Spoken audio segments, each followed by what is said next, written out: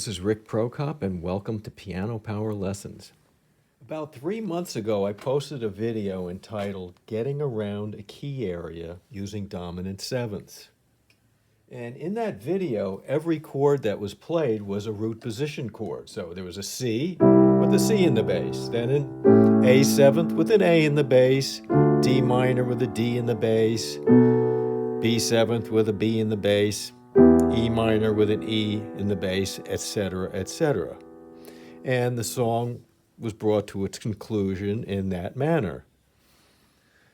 So as a result, we get a very strong bass motion that goes like this.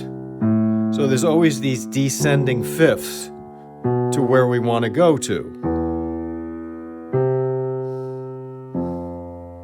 However, there's a more melodic bass line available to us. And it sounds like this.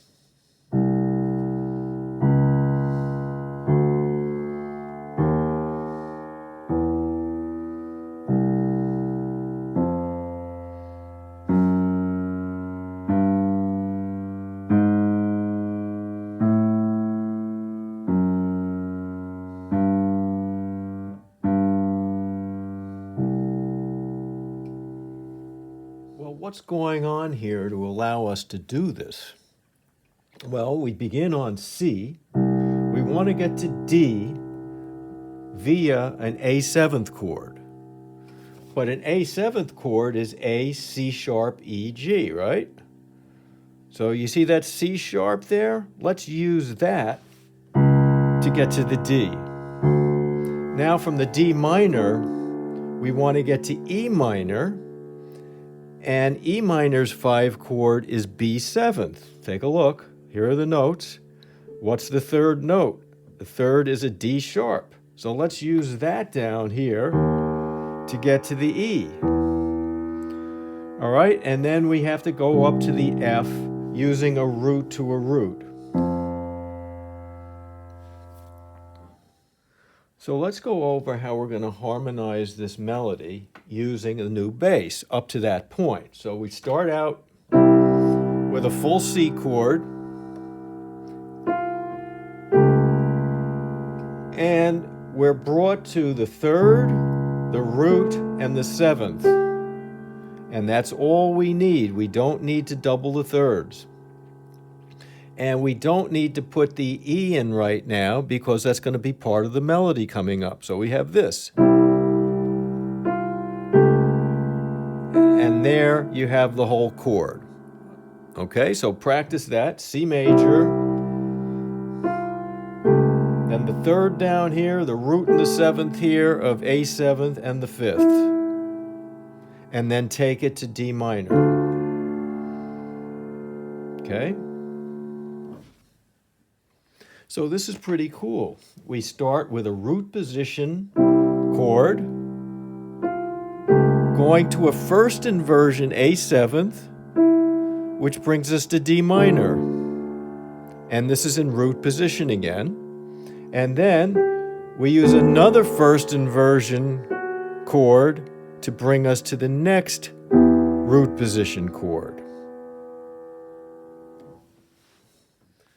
So now we're on the E minor chord, and the melody starts to come down instead of going up. And it comes down to the third of C seventh. So we have to put the root in the bass. We don't want to have 2/3 in the chord. And all we need at this point is the root C in the bass, the seventh here, the flatted seventh, and the third. And that brings us then to F major in root position. And now we're going to do something very different from the original. We're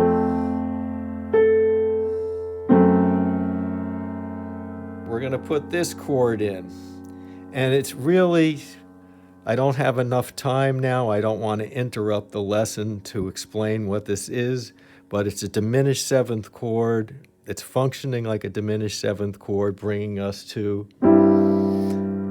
this chord now, a C major chord in second inversion. and this is called a 1-6-4 chord. Second inversion is a sixth above the G and then a fourth above the G, and that's why it's called a 1-6-4 chord. Okay, so let's just stop there and take that all in. And the function of the 1-6-4 chord is to build tension. Normally, you hear your C chord and the roots in the bass, and this is the end. There's finality to this. But once we put the fifth in the bass, it's like a harbinger of something to come now. There's tension here now. Because we want to hear this eventually, right? We want to hear the C in the bass. So that's how the 1-6-4 chord functions. Builder of tension. And then we finally get our G7th chord with that same G in the bass. That's what's creating the tension, right? It's the anticipation of wanting to hear this 5 chord. And this isn't giving it to us. And as long as we stay on this C, the more tense it gets. And then finally, we get the G7th chord that we want, and the piece ends.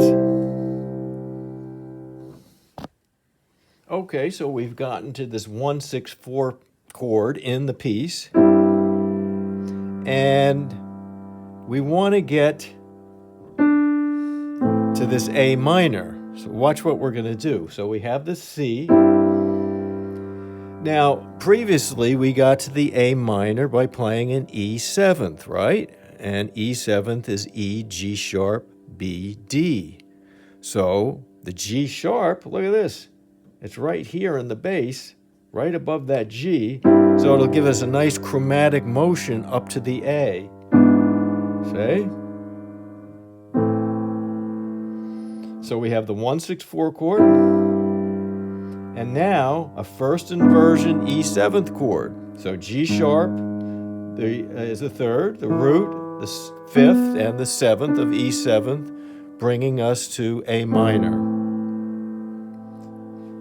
So now we're on the A minor, and our next goal is to get to the G, right? And finish the piece.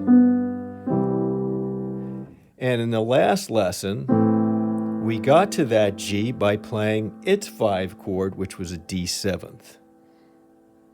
Well, what are the notes of D7th? D, F sharp, A, C. So instead of putting a D in the bass, why don't we put the third, the F sharp, in the bass? So we'll get something like this. So now we have a D7th in first inversion. So you have the third in the bass, the root here, the fifth and the seventh, and then that resolves really nicely to the G, right? Root, root, third. Then we introduce the seventh here, and the melody goes back to the third. So we have a nice G7th chord there at the end, and then finish out. Before I play the entire piece for you, I just want to go over the right hand and clean some things up. So we'll start with an open C major triad, root, fifth, third. And that brings us to the A7th. Now, put your second finger on this E, so that when we play the D minor, we have the thumb and the third finger again. And again, this is an open D minor triad, root, fifth, third, and proceed up to the B7th. Now, you can come to your fifth finger here, and you have an open E minor triad, root, fifth, third again. And then we come down the scale. Now, watch that little move there. From the E minor, as soon as I hit this E with my third finger, I replace it with the fourth finger. See? And And that allows me then to use the third finger on the D here and get me down to this F major triad. And then we have this. Now we're going to play the whole C 164 chord with 1, 2, 4, right? And now replace this E, this fourth finger, with your fifth finger. See? Now the fourth finger's free for the next chord. And I lift up all of these notes, but that E is still sounding. See? So I replace the fourth finger with the fifth, lift up.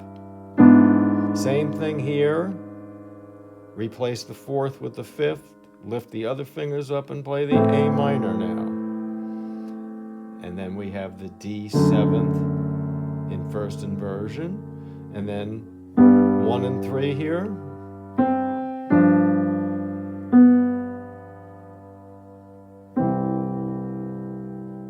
And now we have a full chord, root, fifth, third, and the root again. And that'll do it.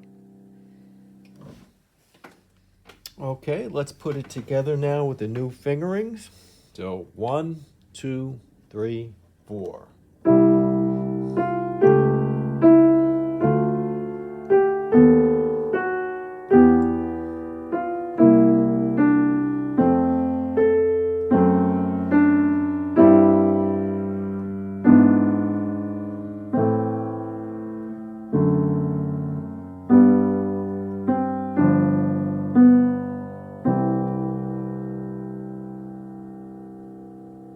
That's it for today. If you enjoyed the lesson, please subscribe to the channel, and I hope to see you in the future at Piano Power Lessons. Have a great day.